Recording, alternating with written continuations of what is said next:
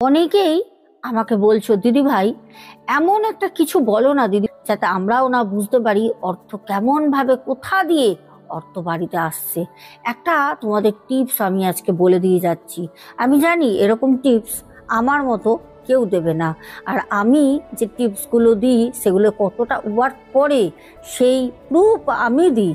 আমি তো কাউকে এখনো পর্যন্ত সোশ্যাল মিডিয়ায় দেখিনি কেউ সেই প্রুফগুলো দেয় যে না বলেছে।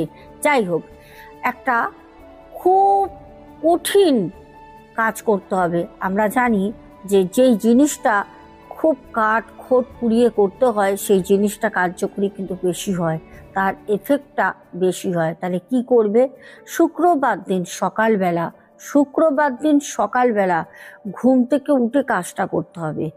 সবাইকে বলবো ভিডিওটা তোমরা কিন্তু শেয়ার করো, আর অবশ্যই কিন্তু তোমরা সেভ করে রাখো, কারণ এক এক করে হোয়াটসঅ্যাপে এসে আমাকে জিজ্ঞেস করলে আমি সময় দিতে পারবো না। তাহলে কি করবে?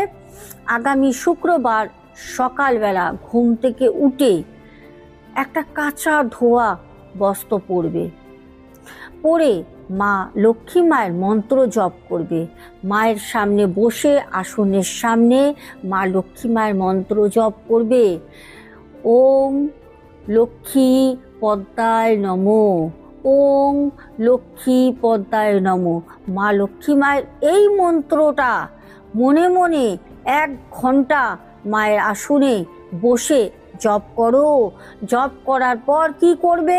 একটা কাচের পাত্র নিতে হবে। কাচের পাত্রটা যখন বাজার থেকে আনবে, এনে অবশ্যই খুব শুদ্ধভাবে গঙ্গার জল দিয়ে ধুয়ে মুছে পরিষ্কার করে মা লক্ষ্মী মায়ের আসনে রাখবে। 5টা লবঙ্গ, সেই লবঙ্গগুলোকে বসাবো। কিভাবে বসাবো? লবঙ্গের ফুলটা উপর দিকে থাকবে, ডাঁটিটা নিচের দিকে বসিয়ে তার উপরে ভালো করে লবণ দিয়ে পুরো ভর্তি করে দেবো, যাতে দেখা না যায় লবঙ্গগুলো। আর সেটাকে রান্নাঘরে লুকিয়ে রেখে দেবো যেন কেউ না দেখতে পারে। মানি ফোর্স কিভাবে খুলবে, অর্থ কিভাবে আসবে সেটা কেউ জানবে না, শুধু তুমি করবে, তুমিই জানবে। জয় বড় মায়ের জয়।